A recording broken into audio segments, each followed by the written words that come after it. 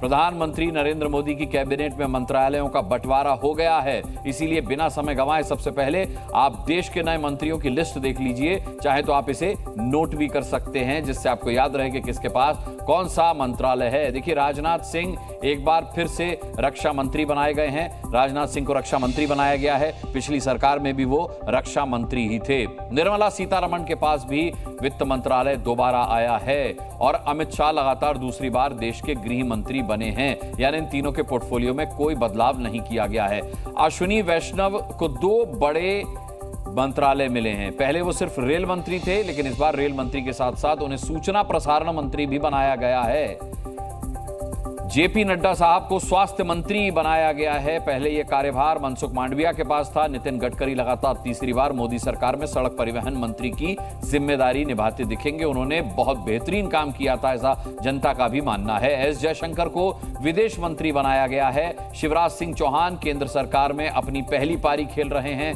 आपको बता दें, उन्हें कृषि मंत्री बनाया गया है। इसके साथ ही ग्रामीण विकास मंत्रालय भी वही संभालेंगे। हरियाणा के पूर्व सीएम मनोहर लाल खट्टर को ऊर्जा मंत्री बनाया गया है। उन्हें आवास और शहरी विकास मंत्रालय भी संभालना होगा। मनसुख मांडविया जो पहले स्वास्थ्य मंत्री थे, उन्हें अब खेल और श्रम मंत्री बनाया गया है।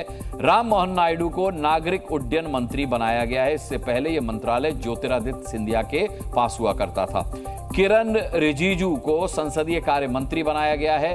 राजस्थान के जोधपुर से आने वाले गजेंद्र सिंह शेखावत पर्यटन मंत्री बने हैं। भूपेंद्र यादव को पर्यावरण मंत्री बनाया गया है। अर्जुन राम मेघवाल को कानून मंत्री बनाया गया है। हरदीप सिंह पुरी पेट्रोलियम मंत्री का कार्यभार देखेंगे। उनके पास पेट्रोलियम मंत्रालय की जिम्मेदारी होगी। सहयोगियों को क्या कुछ मिला, अब आपको यह बताते हैं। मोदी 3.0 में सहयोगियों को क्या जिम्मेदारी मिली है। देखिए, एनडीए में शामिल बाकी दलों को क्या मिला, अब इसकी लिस्ट भी आप नोट कर सकते हैं। चिराग पासवान को खाद्य प्रसंस्करण मंत्रालय मिला है। इसके अलावा जितन राम मांझी को लघु उद्योग मंत्री बनाया गया है। वहीं ललन सिंह को पंचायती राज मंत्रालय दिया गया है। ये तीनों नेता बिहार से आते हैं और अलग अलग दलों से जुड़े हुए हैं। चिराग एलजेपी रामविलास पासवान के अध्यक्ष हैं। जितन राम मांझी हम पार्टी के अध्यक्ष हैं और ललन सिंह जेडीयू के बड़े नेताओं में गिने जाते हैं। ये आपने लिस्ट देखी। अब मोदी कैबिनेट की महिला शक्ति आपको दिखाते हैं। देखिए, निर्मला सीतारमण को वित्त मंत्री बनाया गया है। ये वित्त मंत्रालय निर्मला सीतारमण के पास पहले भी था, उनको दोबारा ये जिम्मेदारी दी गई है। अन्नपूर्णा देवी महिला बाल विकास कल्याण मंत्री बनाई गई हैं। अनुप्रिया पटेल को स्वास्थ्य राज्य मंत्री का कार्यभार दिया गया है। शोभा करंदलाजे श्रम रोजगार राज्य मंत्री होंगी। ये महिला शक्ति है जो मोदी सरकार में आपको एक्शन में नजर आएगी। देखिए, शपथ लेने के बाद से मोदी सरकार एक्शन में है। नरेंद्र मोदी ने आज सुबह प्रधानमंत्री कार्यालय पहुंचकर पदभार ग्रहण किया और शाम को कैबिनेट की बैठक ली। सुबह से लेकर शाम तक पीएम मोदी ने 2 बहुत बड़े फैसले लिए। यह फैसला देश के करीब 12 करोड़ लोगों को सीधे सीधे प्रभावित करने वाला है। 2 बड़े फैसले मोदी ने लिए हैं। पहला फैसला किसानों से जुड़ा हुआ था। उन्होंने 9 करोड़ किसानों को पीएम बनने के बाद रिटर्न गिफ्ट में 20,000 करोड़ रुपए दिए हैं। और दूसरा बड़ा फैसला गरीबों के लिए था, जिनके प्रधानमंत्री मोदी ने 3 करोड़ नए प्रधानमंत्री आवास बनाने का ऐलान कर दिया है। शहर और गांव के गरीबों को यह घर मिलेगा। दरअसल पीएम मोदी ने चुनाव प्रचार शुरू होने से पहले ही 100 दिन में नहीं बल्कि 125 दिन के एजेंडे की प्लानिंग की थी। 125 दिन में एजेंडे में 5 एरिया पर सरकार का फोकस रहेगा। पहले नंबर पर कौन सा एरिया होगा? पहले नंबर पर होंगे किसान, जिनकी चिंता को पीएम मोदी हैं, इसीलिए आज 20,000 करोड़ रुपए उन्होंने जारी करके एक ट्रेलर दिखाया है। दूसरे नंबर पर रहेंगे उनके गरीब। पीएम मोदी ने देश से गरीबी खत्म करने का लक्ष्य तय किया है। तीसरे नंबर पर मध्यम वर्ग उनके एजेंडे में शामिल है। देश की एक बड़ी आबादी मध्यम वर्ग है, उसे राहत देने के लिए बड़ा ऐलान पीएम कर सकते हैं। युवा भी उनके फोकस में हैं। युवाओं को रोजगार पर सरकार का फोकस रहेगा। और 5वां एरिया है अर्थव्यवस्था, जिसे मजबूत करने के लिए कई कदम उठाए जा सकते हैं। प्रधानमंत्री नरेंद्र मोदी के 125 दिन का एजेंडा उनकी सीक्रेट फाइल में छिपा है, जो अगले 125 दिन में धरातल पर दिखाई देगा।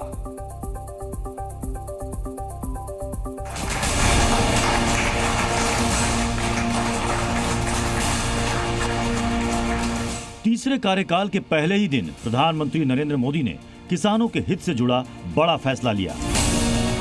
9 करोड़ किसानों के खाते में 20,000 करोड़ रुपए भेज दिए। ये तो सिर्फ शुरुआत है। पीएम मोदी का असली एक्शन तो उनकी सीक्रेट फाइल में है। अगले 125 दिनों का एजेंडा आपको सिलसिलेवार तरीके से बताते हैं कि 125 दिनों में मोदी 3.0 में क्या क्या फैसले होने वाले हैं। इस बार भी पीएम मोदी के एजेंडे में सबसे ऊपर हैं आर्थिक रूप से कमजोर लोग, जिनके सिर पर अपनी छत नहीं है। उन्हें घर देने के लिए प्रधानमंत्री आवास योजना के तहत 3 करोड़ नए घर बनाने की मंजूरी दी गई है। मध्यम वर्ग के घर खरीदारों को राहत देने के मकसद से होम लोन पर सब्सिडी योजना शुरू की जा सकती है। प्रधानमंत्री सूर्य घर मुफ्त बिजली योजना के तहत 1 करोड़ लोगों के घरों में सोलर सिस्टम लगाने का रोड मैप सामने आ सकता है। सोलर योजना में 1 करोड़ लोगों का रजिस्ट्रेशन पहले ही हो चुका है। अभी तक देश भर में 75 वंदे भारत ट्रेन चलाई जा रही है। जल्दी देश के कई और शहरों से वंदे भारत और अमृत भारत ट्रेनों की शुरुआत हो सकती है, ताकि ट्रेन से वेटिंग लिस्ट खत्म हो जाए। रोजगार को बढ़ाने के मकसद से आकांक्षी जिला योजना का 500 से ज्यादा शहरों में विस्तार हो सकता है। एमएसएमई सेक्टर को आसानी से कर्ज देने के लिए कुछ बड़ा ऐलान हो सकता है। एमएसएमई सेक्टर को बढ़ावा देने से रोजगार के नए मौके बढ़ेंगे। जब परिश्रम की पराकाष्ठा जुड़ जाती है तब जाकर के सिद्धि प्राप्त होती है, और जीवन के हर काम को हम उस दिशा में देखना चाहिए। इच्छा प्लस स्थिरता इज इक्वल टू संकल्प, संकल्प प्लस परिश्रम इज इक्वल टू सिद्धि। प्रधानमंत्री नरेंद्र मोदी के 125 दिनों के एजेंडे में गरीबों के साथ साथ मध्यम वर्ग भी है। देश की आंतरिक और बाहरी सुरक्षा सरकार के एजेंडे में पहली प्राथमिकता है। मोदी सरकार ने 2026 तक जम्मू कश्मीर से आतंकवाद खत्म करने का प्रण लिया है। ऐसे में आतंकवाद के खिलाफ एक्शन और तेज हो सकता है। नक्सलवाद के खात्मे के लिए ऑपरेशन जारी है, इसे और तेज किया जा सकता है। 2024 का लोकसभा चुनाव जीतने के बाद ही प्रधानमंत्री नरेंद्र मोदी ने साफ साफ कहा था कि वे अपने तीसरे टर्म में बड़े फैसले भी लेंगे और कड़े फैसले भी लेंगे, और आज उसकी शुरुआत भी उन्होंने कर दी, किसान निधि को जारी कर। युवाओं की भागीदारी बढ़ाने के लिए पीएम मोदी ने 100 दिन के एजेंडे में 25 दिन और जोड़ा है। ये 25 दिन सिर्फ युवाओं पर फोकस होंगे, इसलिए इस बार 100 दिन नहीं 125 दिन का टास्क तैयार किया गया है। इस टास्क की शुरुआत चुनाव प्रचार शुरू होने से पहले ही कर दी गई थी। एक्शन प्लान लागू करने के लिए सचिवों की 10 कमेटी बनाई गई थी। सभी मंत्रालयों और राज्य सरकारों से भी सलाह ली गई थी। करीब 20 लाख लोगों से सुझाव मंगाए गए थे। जो संकल्प पत्र भारतीय जनता पार्टी ने 2024 के लिए तय किया है, उस पत्र में लिखी हर बात को पूरा करना हमारा दायित्व है और हम उस काम को 100% करेंगे। 125 दिनों के एजेंडे में ही मोदी 3.0 का नया बजट भी है। बजट के जरिए पीएम मोदी अपने हर एजेंडे को आम लोगों तक पहुंचाएंगे। कुछ बड़े फैसले कैबिनेट में होंगे तो कुछ फैसलों के लिए अगले महीने आने वाले बजट का इंतजार करना होगा। रविंद्र कुमार, जी मीडिया, दिल्ली।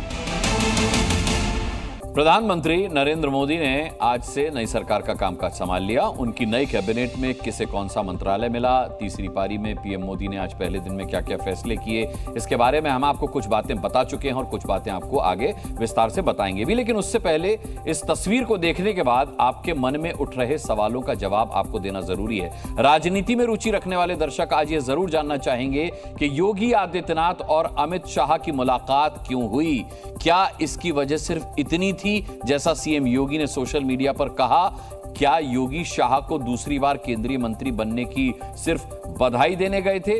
जी न्यूज के पास जो जानकारी है उसके मुताबिक योगी शाह को बधाई देने ही गए थे, लेकिन इस मौके पर उत्तर प्रदेश को लेकर दोनों नेताओं के बीच अच्छी खासी बातचीत हुई है। और यह मिशन 1000 क्या है, मिशन 1000 क्या है, इसकी पूरी इनसाइड स्टोरी आज हम आपको बताने वाले हैं। सूत्रों के मुताबिक योगी शाह की मुलाकात में 3 मुद्दों पर चर्चा हुई। पहला बड़ा मुद्दा था लोकसभा चुनाव में यूपी के अंदर बीजेपी की हार।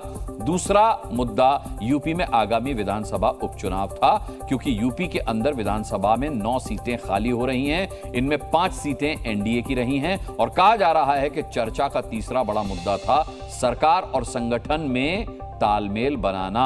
इस मुलाकात के साथ ही योगी और शाह ने कैसे यूपी में मिशन 1000 लॉन्च कर दिया, अब देखिए हमारी इस एक्सक्लूसिव रिपोर्ट में।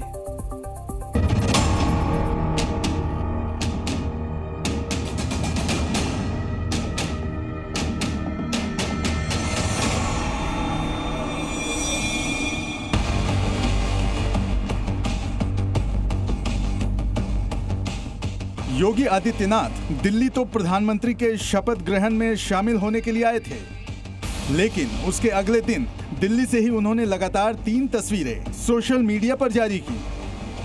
उनकी पहली तस्वीर अमित शाह के साथ थी, दूसरी तस्वीर नितिन गडकरी के साथ और तीसरी तस्वीर राजनाथ सिंह के साथ। इन तीनों तस्वीरों में शाह और योगी की मुलाकात वाली तस्वीर सुर्खियों में आ गई। अब इस मुलाकात की इनसाइड स्टोरी समझिए। कहा जा रहा है कि दोनों नेता 35 मिनट तक साथ रहे।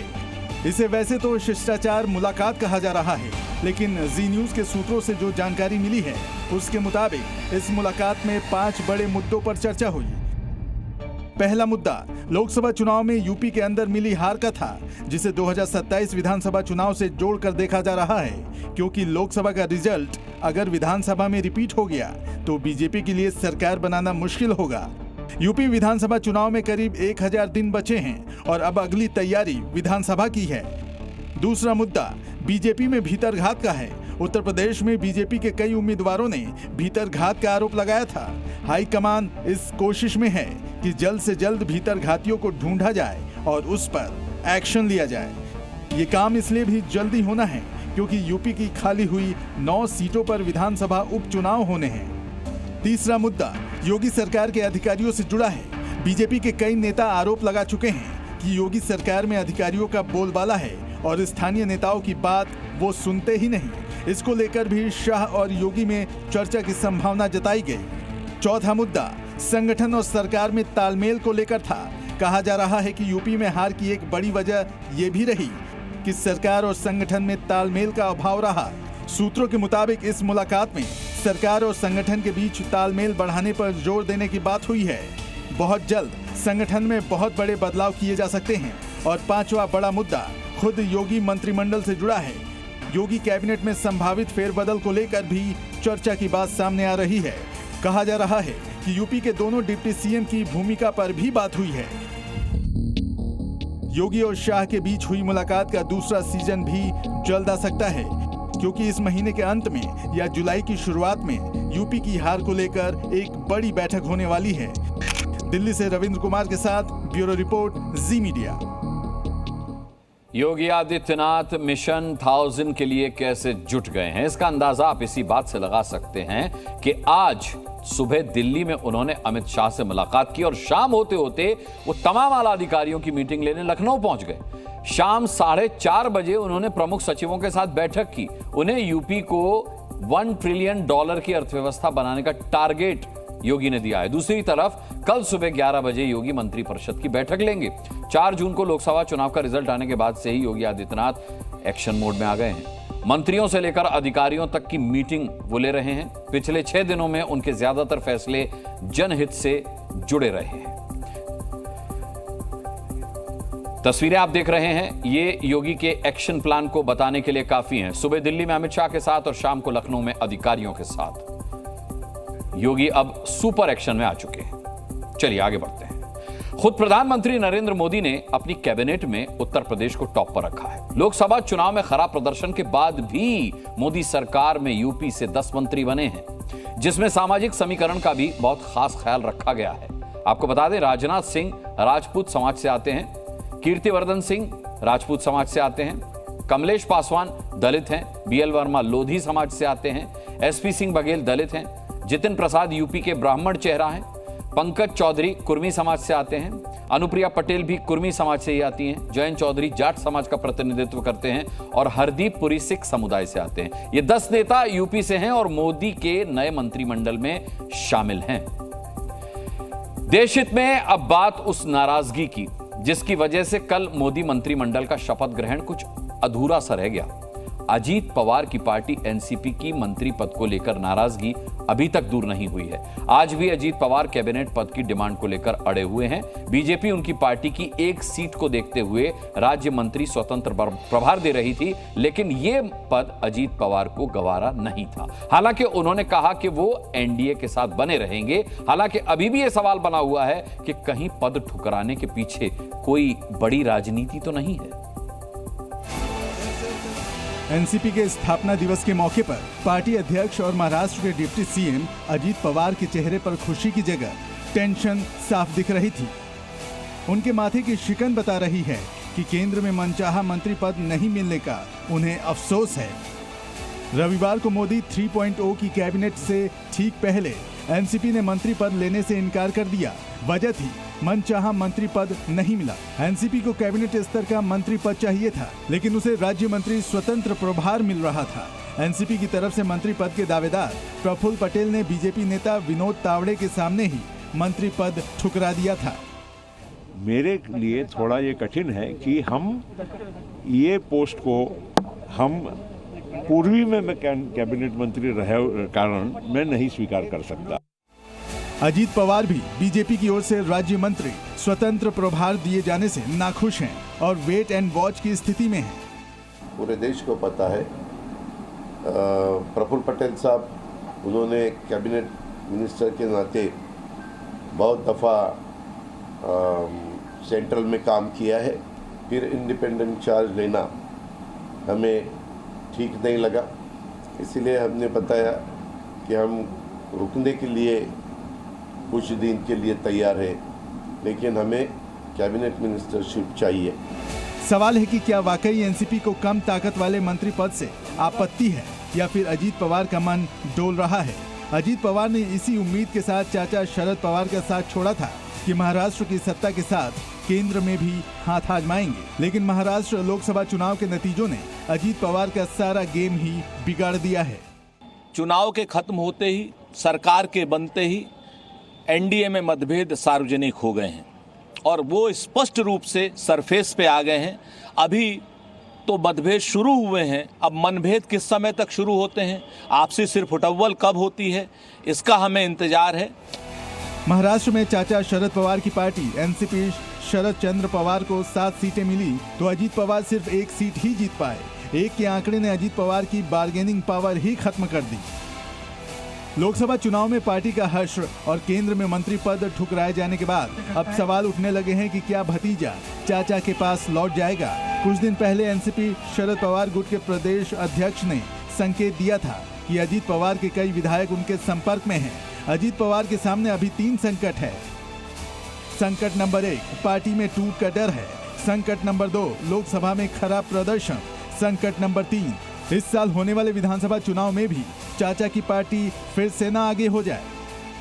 जिस तरह से पिछले साल अजीत पवार ने शरद पवार की रोटी पलटी थी, अब सवाल है कि क्या विधानसभा चुनाव से पहले चाचा अपने भतीजे का खेल बिगाड़ेंगे या फिर ये भी हो सकता है कि किसी खतरे के आने से पहले ही अजीत पवार खुद चाचा के साथ चले जाएं।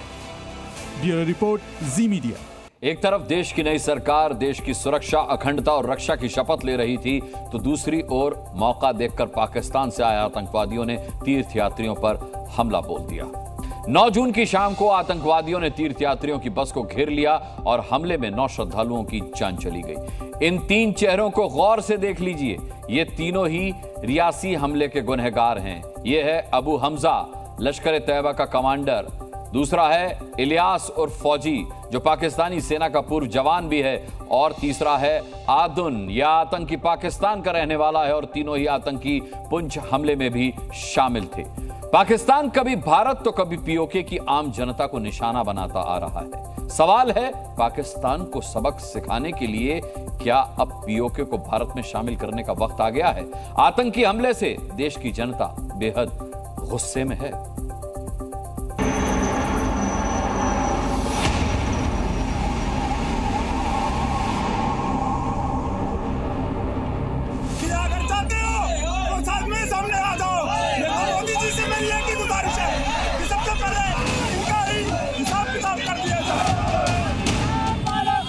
अब मोदी जी देरी न करें, जितना जल्दी हो सके पीओके को लें। तीर्थ यात्रियों से भरी बस शिवखेड़ी से कटरा की ओर बढ़ रही थी। सभी श्रद्धालु वैष्णो देवी के दर्शन के लिए जा रहे थे। घात लगाए आतंकियों ने बस पर हमला बोल दिया। बस अनियंत्रित होकर खाई में गिर गई और बस में सवार 9 श्रद्धालुओं की मौत हो गई। बीच रोड पे एक आतंकवादी आया और फायरिंग करना शुरू कर दिया था। फिर 2-3 फायर ड्राइवर के ऊपर किया, उसके बाद में फिर बस में किया, फिर बस नीचे गिर गई। उसके बाद नीचे भी फायरिंग की जा रही हाँ, थी। नीचे भी फायरिंग हुआ तो 4 से 8 फायरिंग हुआ। आतंकी घटना के बाद से देश में आक्रोश है। मांग हो रही है कि अब पाकिस्तान को माफ नहीं करना है। अब वक्त पीओके को लेने का आ गया है। अब मोदी जी देरी न करें, जितना जल्दी हो सके पीओके को लें और इन पाकिस्तानियों को सबक सिखाएं। रियासी में हुए आतंकी हमले में 4 आतंकियों के ग्रुप ने मासूम लोगों पर जमकर गोलियां बरसाई हैं। इस हमले में लश्कर का टॉप कमांडर अबू हमजा समेत एक और पाकिस्तानी आतंकी और साथ में पाकिस्तानी सेना का फोर्स जवान भी शामिल है। इस आतंकी हमले में आतंकियों ने इंसाफ राइफल से भी बस पर ताबड़तोड़ फायरिंग की। पाकिस्तान के प्रेम में डूबे घाटी के कई नेताओं से सवाल बनता है कि क्या ऐसे आतंकी की फैक्ट्री चलाने वाले पाकिस्तान के लिए बॉर्डर खोलने की पैरवी की जाती है? इंडिया ब्लॉक आता है तो पाकिस्तान से बातचीत हो सकती है। क्यों नहीं हो सकती है? क्यों नहीं हो सकती? वक्त आ गया, हमें अब इन चीज़ों को छोड़ देना चाहिए। बॉर्डर्स खोल देने चाहिए, वीज़ा आसान कर देना चाहिए। मोदी सरकार अपने पिछले कार्यकाल में हमेशा पीओके को न्याय दिलाने की बात करती है। पीओके भी पाकिस्तान से त्रस्त है। पाक ऑक्यूपाई कश्मीर हमारा है, हमारा रहेगा और हम इसको लेकर रहे। पीओके हमारा था, पीओके हमारा है, पीओके हमारा रहेगा। मोदी सरकार अपने पिछले कार्यकाल में हमेशा पीओके को न्याय दिलाने की बात करते आए हैं। पीओके भी पाकिस्तान से त्रस्त है। यूपी के मुख्यमंत्री योगी आदित्यनाथ भी मोदी की नई सरकार के गठन के 6 महीने के भीतर ही पीओके लेने की बात कह चुके हैं। 6 महीने के अंदर आप देखेंगे कि पाक अधिकृत कश्मीर भी भारत का हिस्सा हुआ। दूसरी ओर घाटी के नेता पाकिस्तान की पैरवी करते हुए कहते आए हैं कि उन्होंने चूड़ियां नहीं पहनी, जबकि पीएम मोदी इस पर भी करारा जवाब दे चुके हैं। कहते हैं कि पाकिस्तान ने चूड़ियां नहीं पहनी है। अरे भाई पहना देंगे। भारतीय सुरक्षा बल ड्रोन और हेलीकॉप्टर से आतंकियों की तलाश कर रहे हैं। एनआईए की टीम एक्शन मोड में है और पीएम नरेंद्र मोदी पल पल की जानकारी जुटा रहे हैं। सवाल है कि क्या पीओके लेने के लिए यही समय है, सही समय है, ताकि पाकिस्तान की करतूतों को करारा जवाब दिया जा सके। ब्यूरो रिपोर्ट, जी मीडिया। पिछले दिनों तकरीबन 1 दर्जन आतंकवादी जम्मू के सांबा में पाकिस्तान से लगने वाली सीमा से भारत में घुसे थे। बताया जा रहा है कि उन्हीं में रियासी के हमलावर भी साथ आए। अब आपको बताते हैं कि पीओके के किन किन रास्तों से ये आतंकी भारत में दाखिल होने में कामयाब हो जाते हैं। देखिए, पाकिस्तान के कब्जे वाले कश्मीर के दुधनियाल लॉन्च पैड वाले रूट पर कैथन वाली फॉरेस्ट से आतंकवादी घुसपैठ की कोशिश करते रहे हैं। इसी तरह से पीओके के कोट कोतेरा रूट से भी घुसपैठ की साजिश हमेशा रची जाती रही है। पीओके के ही निकेल लॉन्च पैड वाले रूट से राजौरी और पुंछ में भी आतंकवादी घुसपैठ की फिराक में हमेशा रहते हैं। इसके अलावा पीओके के ही बताल गांव के रास्ते कसनाला होते हुए ये राजौरी में दाखिल होते हैं और हमेशा ये घुसपैठ की यही साजिश रचते हैं। 7वां रूट पीओके के बोई इलाके में है, जहां सोन गली के जरिए घुसपैठ की कोशिश की जाती है। हिल काका इलाके से भी पाकिस्तान के आतंकवादी घुसपैठ की कोशिश कर चुके हैं और पाकिस्तान के उस्ताद पोस्ट के रूट से गुरेज में घुसपैठ की कोशिशें भी की जाती हैं। मणिपुर के मुख्यमंत्री बीरेन सिंह के सुरक्षा दस्ते के काफिले पर उग्रवादियों ने हमला किया। गोलीबारी में कई पुलिस वाले भी घायल हुए हैं। गनीमत यह रही कि उस वक्त काफिले में मुख्यमंत्री बीरेन सिंह नहीं थे। आज मुख्यमंत्री बीरेन सिंह हिंसा प्रभावित जीरीबाम जाने वाले थे। आरोप है कि कुकी समाज से जुड़े लोगों ने ये हमला किया है। Very unfortunate and highly condemnable, and it is an attack directly on the Chief Minister, means directly on the people of the state. So state government has to do something. So I will take a call of my all colleagues and I will take a decision. देखिए, ये काफिला है मुख्यमंत्री बीरेन सिंह का और यहां इस काफिले पर हमला किया गया। गनीमत ये रही कि बीरेन सिंह इस काफिले का हिस्सा नहीं थे, वो शामिल नहीं थे, लेकिन इसमें कई सुरक्षाकर्मी घायल हुए हैं। मणिपुर के सीएम बीरेन सिंह के काफिले पर यह हमला हुआ, गोलीबारी की गई और गोलीबारी में कई सुरक्षाकर्मी घायल हुए। निशाना बीरेंद्र सिंह थे, लेकिन वो इस काफिले में न होने की वजह से निशाने पर नहीं आए। आगे बढ़ते हैं और अब बात करते हैं जी न्यूज की मुहिम की। नीट परीक्षा में धांधली के आरोप को लेकर बीते कई दिनों से छात्र प्रदर्शन कर रहे हैं। आज भी देश के कई शहरों में प्रदर्शन हुए। ये प्रदर्शन इसीलिए हो रहे हैं कि ये देश के लाखों छात्रों के भविष्य से जुड़ा हुआ मामला है, इसीलिए ये मामला बेहद गंभीर भी है। नीट परीक्षा को लेकर सुप्रीम कोर्ट में नई याचिका दाखिल की गई है, जिसमें 5 मई को हुई परीक्षा रद्द करने और दोबारा परीक्षा कराने की मांग की गई है।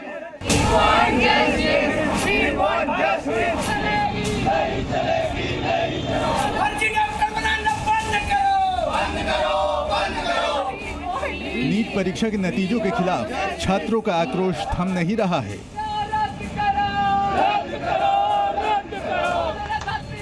भीषण गर्मी के बावजूद छात्रों ने देश के अलग अलग शहरों में प्रदर्शन किया। राजधानी लखनऊ में दर्जनों छात्रों ने हाथों में तख्तियां और पोस्टर लेकर प्रदर्शन किया।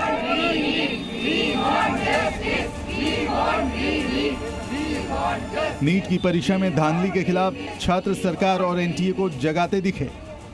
जो ग्रेस मार्किंग है उस पर लोगों का विश्वास नहीं जा रहा है, तो जल्दी से जल्दी इसको करें और मैं चाहता हूं कि सारे बच्चों का री एग्जाम किया जाए। सिर्फ यूपी में ही नहीं बल्कि देश के अलग अलग शहरों में छात्रों ने नीट रिजल्ट के खिलाफ अपना गुस्सा जाहिर किया। नीट परीक्षा देने वाले छात्रों ने मध्य प्रदेश से लेकर राजस्थान तक प्रदर्शन किया। वहीं नीट परीक्षा देने वाले छात्रों के हक की लड़ाई अब सुप्रीम कोर्ट की चौखट तक जा पहुंची है। सुप्रीम कोर्ट में एक याचिका दायर की गई है, जिसमें पूरे मामले की एसआईटी जांच की मांग की गई है। याचिका में नीट के अंकों के आधार पर काउंसलिंग रोकने और 5 मई को ही नीट की परीक्षा रद्द करने की मांग की गई है। साथ ही साथ दोबारा परीक्षा कराने की अपील सुप्रीम कोर्ट से की गई है। ये पहली बार हुआ है कि जहां 67 स्टूडेंट्स के 720 आउट ऑफ 720 मार्क्स आए हैं, जो कि एक विषय है जिसके ऊपर हमको लगता है कि एक जांच होनी चाहिए। इसी कारणों से हमने माननीय सर्वोच्च न्यायालय के सामने एक जनहित याचिका दायर की है। नीट परीक्षा आयोजित करने वाली सरकारी संस्था नेशनल टेस्टिंग एजेंसी एनटीए ने पिछले दिनों सफाई दी थी कि नीट की परीक्षा में किसी तरह की धांधली नहीं हुई है और किसी भी तरह की शिकायत निपटारे के लिए एक कमेटी का भी गठन किया गया है।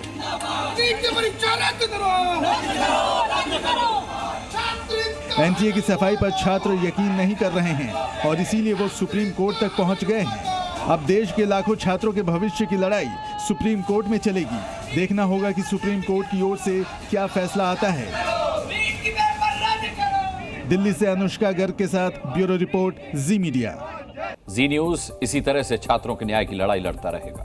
आगे बढ़ते हैं। भारत और मालदीव्स के बीच रिश्तों में आई दरार क्या भरने वाली है? यह सवाल इसीलिए कि प्रधानमंत्री मोदी के शपथ ग्रहण समारोह में जो तस्वीरें दिखाई गई थी वो कुछ इसी तरफ इशारा करती हैं और चीन को बेचैन करने वाली भी हैं। मालदीव्स के राष्ट्रपति मोहम्मद मोइज्जू की प्रधानमंत्री मोदी से मुलाकात और फिर डिनर में नजदीकियां दिखी, वो वाकई चीन की चिंता बढ़ाने वाली हैं। पीएम मोदी और मोइज्जू की मुलाकात चीन को शूल की तरह चुभी होगी। पीएम मोदी और मोइज्जू ने मिलाए हाथ। मालदीव्स छोड़ेगा चीन का साथ। डिनर टेबल पर मोदी मोइज्जू पास पास, चीन की टूटेगी साजिश वाली आस। प्रधानमंत्री मोदी के शपथ ग्रहण की ये तस्वीरें बेहद खास हैं और चीन को चिंता बढ़ाने वाली हैं। इन तस्वीरों में कुछ ऐसा है जो चीन को फूटी आंख नहीं सुहाएगा। भारत विरोधी मालदीव्स के राष्ट्रपति मोहम्मद मोइज्जू प्रधानमंत्री मोदी के साथ डिनर टेबल पर सबसे पास बैठे हैं। डिनर के दौरान बातचीत भी कर रहे हैं और मोइज्जू किसी बात पर मुस्कुराते भी हैं। हम एक एल्डर ब्रदर हैं। मालदीव्स के साथ हम अपने रिश्ते मधुर रखना चाहते हैं, तो अभी फिलहाल के लिए हम पोलाइट डिप्लोमेसी में मालदीव्स और मोइज्जू के जो सिग्नल हैं उनको एक्सेप्ट भी कर रहे हैं। प्रधानमंत्री मोदी के साथ मालदीव के राष्ट्रपति मोहम्मद मोइज्जू की ये तस्वीरें इसलिए चौंकाने वाली हैं क्योंकि मोइज्जू को भारत विरोधी बयान और चीन का महिमा मंडन करने के लिए जाना जाता है। मोहम्मद मोइज्जू इंडिया आउट का नारा देकर ही सत्ता में आए थे। इतना ही नहीं, मोइजू ने प्रोटोकॉल के विपरीत जाकर चीन को प्राथमिकता दी थी। प्रोटोकॉल के तहत मालदीव्स के राष्ट्रपति का सबसे पहले आधिकारिक दौरा भारत का होता था, लेकिन मोहम्मद मोइजू पहले तुर्की गए और फिर चीन पहुंचे थे। मोइजू ने मालदीव्स में तैनात भारतीय सैनिकों को भी देश छोड़ने को कहा था। ऐसा चीन के प्रभाव में किया गया था। दरअसल मोइजू को प्रभाव में लेकर चीन भारत की घेराबंदी करना चाहता है, क्योंकि भारत के लिए सामरिक तौर पर मालदीव्स का विशेष महत्व है, जबकि चीन समुद्री रास्ते से भारत को घेरने में लगा है। लेकिन भारत नेबर फर्स्ट नीति के तहत चीन को चारों खाने चित करता दिखाई दे रहा है। चाइना ने अपने पूरे प्रयास कर लिए लुभावने मालदीव्स को ऑफर्स देकर के, लोन्स की, डेट्स की, इत्यादि इत्यादि, इंफ्रास्ट्रक्चर वगैरह की। तो चाइना ये समझ रहा होगा कि इतने सारे प्रॉमिसेस, लुभावने, अट्रैक्शंस देकर के भी मालदीव्स भारत के साथ रिश्तों को वापस पटरी पे लाना चाह रहा है, तो डेफिनेटली ये चाइना के लिए थोड़ी हार्ट बर्न, थोड़ी दुख की बात, थोड़ी परेशानी की बात है। दोनों देशों के रिश्ते बिगड़ने की वजह खुद मालदीव्स था। जब जनवरी 2024 में प्रधानमंत्री मोदी लक्षद्वीप दौरे पर गए तो मालदीव्स के 3 मंत्रियों ने विवादित टिप्पणी की थी। हालांकि बाद में इन मंत्रियों पर कार्रवाई भी हुई, लेकिन चीन को प्राथमिकता देने वाले मोइजू ने अपनी गलती मानने के बजाय भारत विरोधी रुख अपनाया, जिससे दोनों देशों के रिश्ते बिगड़ गए थे। लेकिन मोहम्मद मोइजू को शपथ ग्रहण समारोह में बुलाकर भारत ने साफ कर दिया कि कूटनीति में कोई दुश्मन नहीं होता है। इसलिए अब मालदीव्स को भारत से रिश्ते सुधारकर अपनी अर्थव्यवस्था को मजबूत करना है या फिर चीन के हाथों की कठपुतली बनना है, ये अब मोइजू को तय करना है। ब्यूरो रिपोर्ट, जी मीडिया। मालदीव्स की अर्थव्यवस्था टूरिज्म पर टिकी है, पर्यटन पर, जिसमें भारतीय टूरिस्ट की अहम भूमिका है। लेकिन भारत से रिश्ते बिगाड़कर मालदीव्स को बहुत भारी नुकसान उठाना पड़ा। मालदीव्स के टूरिज्म मिनिस्ट्री के जारी किए गए आंकड़ों के मुताबिक विवाद के बाद पिछले 4 महीनों में भारत से मालदीव्स जाने वाले टूरिस्ट की संख्या 42.2% तक कम हो गई। आपको और आंकड़े बताता हूं। जनवरी 2023 में 19,612 भारतीय मालदीव्स घूमने गए, जो जनवरी 2024 में घटकर 15,003 रह गए। इसी तरह से कुल 19.4% की कमी इसमें दर्ज की गई। इसी तरह फरवरी की बात करें, 2023 फरवरी की, तो 19,497 भारतीय टूरिस्ट मालदीव्स गए, जबकि फरवरी 2024 में 11,522 टूरिस्ट ही मालदीव्स गए। कुल 40.9% की कमी आ गई। मार्च 2023 के मुकाबले 2024 में 54%, जबकि अप्रैल 2023 के मुकाबले 2024 अप्रैल तक 55.6% की कमी आई भारतीय टूरिस्ट के मालदीव्स जाने में। इसी तरह भारत टूरिस्ट के मामले में 6ठे नंबर पर पहुंच गया, जिससे मालदीव्स को आर्थिक नुकसान भी उठाना पड़ा। भारतीय पीछे हटे तो चीन, रूस, ब्रिटेन, इटली और जर्मनी टूरिस्ट के मामले में भारत से आगे निकल गए। लेकिन भारत के एक कदम से मालदीव्स को अपनी हैसियत का अंदाजा हो गया।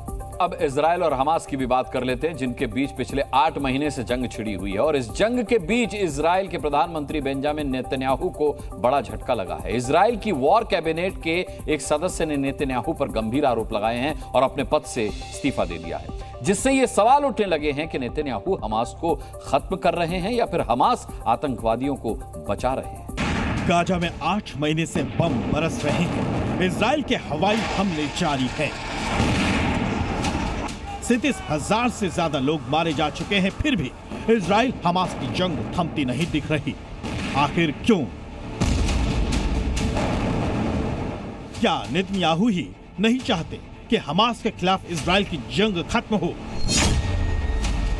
क्या नेतन्याहू इस जंग को जानबूझकर लंबा खींच रहे हैं? अब सवाल इसलिए उठे हैं क्योंकि इजराइल की वॉर कैबिनेट के एक सदस्य बेनी गैंट्स ने इस्तीफा दे दिया है। बेनी गैंट्स ने इस्तीफे की जो वजह बताई, उसने नेतन्याहू पर सवाल उठने लगे हैं। बेनी गैंट्स का कहना है कि बेंजामिन नेतन्याहू इजराइल को जीत की ओर बढ़ने से रोक रहे हैं। इजराइल के पास युद्ध के बाद के लिए कोई योजना नहीं है। नेतन्याहू युद्ध लंबा खींच रहे हैं ताकि उनकी सरकार बची रहे। बेनी गैंट्स ने 8 जून तक का समय दिया था कि युद्ध के बाद की योजना फाइनल करें, लेकिन ऐसा नहीं हो सका, जिसके बाद गैंट्स ने इस्तीफा दिया। हालांकि बेनी गैंट्स के इस्तीफे से नेतन्याहू सरकार पर फिलहाल खतरा नहीं है, लेकिन गठबंधन के नेताओं पर नेतन्याहू ज्यादा निर्भर हो गए हैं। इसलिए सवाल उठ रहे हैं कि क्या वाकई नेतन्याहू हमास का पूरी तरह से खात्मा नहीं चाहते। नेतन्याहू अपनी इनिंग्स को प्रोलॉन्ग करने के लिए ये युद्ध को लंबा खींचना चाहते हैं। वो नहीं चाहते कि युद्ध विराम हो, वो नहीं चाहते कि किसी भी हालत में वो युद्ध विराम करें without achieving their war AIIMS, और उनके वॉर एम्स जो है वो अनअचीवेबल हैं। सीज फायर के दौरान हमास आतंकियों ने बंधकों को रिहा किया था। अगर उस समय सीज फायर की सीमा बढ़ाई जाती तो सभी बंधकों को रिहा कराया जा सकता था, लेकिन इजराइल इसके लिए तैयार नहीं हुआ था। क्या युद्ध लंबा खींचने की वजह से ऐसा किया गया? दरअसल हमास की कैद में अब भी 120 के करीब बंधक हैं। 43 बंधकों की मौत होने का दावा भी किया गया है। हमास की तरफ से कई बंधक रिहा भी किए गए हैं। गाजा के स्वास्थ्य मंत्रालय की डेटा के मुताबिक अब तक 36,700 लोग इजराइल के हमले में मारे गए हैं, जो आरोप लगाए गए हैं। अगर उनमें सच्चाई है तो क्या नेतन्याहू अपने सियासी फायदे के लिए हमास आतंकियों को बचा रहे हैं? ब्यूरो रिपोर्ट, जी मीडिया। हिंसा किसी भी तरीके से देश हित में नहीं होती। आज छत्तीसगढ़ के बालौदा बाजार में हिंसा की भयानक तस्वीरें आईं। एक विशेष समूह के लोग प्रदर्शन के लिए इकट्ठा हुए, लेकिन इस प्रदर्शन ने हिंसक रूप ले लिया। प्रदर्शन करने आए करीब 4,000 लोगों ने कलेक्टर दफ्तर का घेराव किया, पथराव किया और फिर उसे आग के हवाले कर दिया। परिसर में खड़ी गाड़ियों को भी उन्होंने आग लगा दी।